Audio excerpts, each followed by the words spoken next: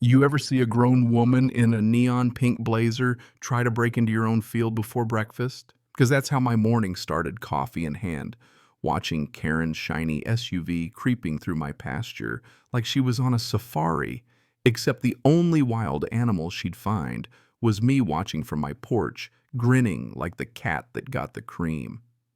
She fumbled with my gate, practically wrestling it like she was auditioning for WWE. And the way she slammed it shut, you'd think she just lost a war she started. Honestly, I almost spit out my coffee. Now rewind 6 months. Karen Queen of the HOA, master of disaster, self-appointed ruler of all she surveys, decided my land was her shortcut. Couple of threats, a handful of phony documents, and some HOA voodoo, and she figured I'd just roll over. But you know what they say, never mistake kindness for weakness. She didn't know me, and she sure as hell didn't know how much that little shortcut was about to cost her. Spoiler alert, more than 60 grand. Yeah, you heard right. But let me back up a sec, because these stories don't start with fireworks. They start with a handshake and a smile that never quite reaches the eyes. My land's been in the family 3 generations. Grandpa, then Dad, then me. It's 20 acres of rolling pasture, a patch of woods, and a farmhouse with enough stories in the walls to fill a library. My wife and I moved in after my dad passed. Fixing up that place was how I kept the grief from swallowing me whole. Every nail, every board, it felt like holding on to him. Simple life. Gravel driveway. Cows that look at you like you owe them money. That kind of quiet you can only get miles from anywhere. And for years behind us was just woods and brush until one day, bam, survey flags popping up like mushrooms after rain. I saw the writing on the wall right then. Developer bought the lot, and with developers, you get construction. With construction, well, you get an HOA. Now, if you've never tangled with a homeowners association, count your blessings. There's the rare harmless type, and then there's Karen's kind. The kind that wakes up every morning thinking, who can I make miserable today? The kind that elects a president who thinks she's a queen. You already know who got crowned. First time I met her, she was barking orders at a construction crew. Pink blazer clipboard pen waving like a wand. Saw me by the fence, marched over and gave me this smile tight like her face was made of glass. You must be the neighbor on the old farm, she says. Jack, I reply. She looks at my pasture like it's a crime scene. This area has so much potential, dripping with judgment. We want the community to look more refined, modern, elevated. I said it's a farm. She scribbled something, says, let's hope it doesn't hold back the value of the new homes. That was the first warning bell, but I shrugged it off. I'd met her type before. Dangerous only when given power. And boy, did the HOA give her power. Over the next few weeks, as the subdivision went up, Karen made my fence line her own personal runway. Always inspecting, always frowning at my land like she was grading a school project. Then came the day she floated her bright idea. I was tightening a fence post, minding my own, when she strolls up all sweet. Jack, she says, have you thought about how wonderful it'd be if the community could share a straight, smooth driveway right across your field? I just stared. Across my field. Yes, it'd be so efficient for everyone. The other access road is steep, erodes, costs a fortune to maintain, and your land is, just sitting there flat and open. I blinked. For who exactly? For the community. Meaning everyone but me, of course. She waves it off. It's just land, right? Just land. Just my life, my memories. I told her I'd think about it and walked away before she could sell me on community harmony. I told my wife over dinner. She set her fork down so fast you'd think it bitter. No, she said, dead serious. Not even for conversation. It sets a precedent. You let them in once, they'll take it all. She was right. She always is. A week later, Karen showed up again, this time official. Papers with the HOA logo, the whole pitch rehearsed. The HOA voted to request temporary access on the east side for construction vehicles 6 to 12 months, $200 a month, and will restore the land after. It sounded almost reasonable, and I was tired of saying no. The patch she wanted wasn't prime grazing. Against my better judgment, I agreed. 1-page agreement, 30-foot strip max, 12 months full restoration. Karen was beaming. I almost let myself believe it'd be simple. But as you probably guessed, simple was not on the menu. Within a week, trucks barreled right through the middle of my pasture, not the edge we agreed on. 3 trucks straight across the field carving a muddy trench. I stormed out the foreman, apologized, said it was a mix-up, but the damage was done. From that day, I started documenting photos, dates, deep ruts, because somewhere inside I knew I'd made a mistake. Month 4. The original construction road on their land was untouched. All the traffic was on mine. Subcontractors using my pasture as a lunch break, soda cans in the grass. It's HOA land, right? Karen said. It's fine. I clenched my jaw. No, it's my land. Really? She talks like she owns the whole thing.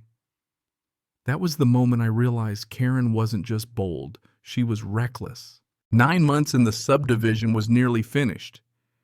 But they were still using my land. I walked over to remind them, hey, 3 months left. Plan on using your own road. That's when I saw the signs, literal metal signs, HOA approved with arrows and community access road plastered on my property. I stared like I'd just seen Bigfoot. Karen, you put signs on my land. It's community access, Jack. No, it's temporary for construction only. She smirked. The HOA voted to make it permanent. We've used it long enough for a legal easement. I almost laughed. Karen, that's not how easements work, not with a signed agreement. She crossed her arms. Talk to our lawyer. The HOA has a bigger budget than one farmer. One farmer, like that's an insult. That was it for me. I took everything, contract, photos, receipts, straight to my attorney. He glanced through unimpressed. They're wrong. No easement, not even close. So I can shut it down, I asked. You can, but they'll fight. Best bet leverage. Push them into compliance. Leverage, I like that word. Turns out the agreement didn't say I couldn't lock gate or restrict access as needed, and suddenly I knew exactly what to do. I didn't want to be petty, no scratch, that I absolutely did. My wife listened to my plan, and I swear she laughed so hard she almost cried. Karen is going to hate this, she said, and she was right. The next time I saw Karen, I played it cool. Look, I don't want a war. You can use the road, but I need to protect my cow's liability and all. What kind of adjustments, she asked. Gates. Locked gates. You'll get a key like anyone else using private property. She went pale. That's unreasonable. To protect my animals on my own land? Contract's clear. Her eye twitched. Feels like retaliation. Nope, compliance, she sputtered. Fine. Install your stupid gates. So I did. Big steel gates, heavy locks, placed just right so every driver had to stop, get out, unlock, open drive, through close relock twice. The first time an HOA resident hit the gate, she slammed on the brakes, heels sinking in the dirt, cursing at the sky. The second gate finished the job. That scene repeated over and over until the pasture echoed with the sound of slamming doors and frustrated muttering. Sweetest music I'd ever heard. Phase 2. Cows. Old Harris, the farmer I leased to, is a stickler for locked gates. I reminded him loud and clear. He grinned. No outsiders leaving them open. Got it. The next day, 38 cows took back their pasture right across Karen's community driveway. Now, SUVs dodged cows, honked at cows, but cows don't care. They stare right back like you honk, I moo. Of course, someone left a gate open. Dolly, my troublemaker cow, wandered out. I caught her in time, but called my lawyer, had a formal notice delivered. If livestock escape because of HOA negligence, they pay every dime. Karen lost it. Stormed across my field cape, flying, yelling, "You're using cows to harass us. They're cows, Karen. They exist." She threw up her hands. This isn't over. Looking forward to winter, I grinned. Winter hit hard snow ice frozen gates. Watching HOA residents fumble with icy padlocks while cows watched. That's what satisfaction looks like. Complaints rolled in. Not to me, to Karen. Kids late for school, Amazon stopped delivering, people furious. Eventually, 2 desperate residents showed up at my door. Is there any way to get rid of these gates? Sorry, contract and state law.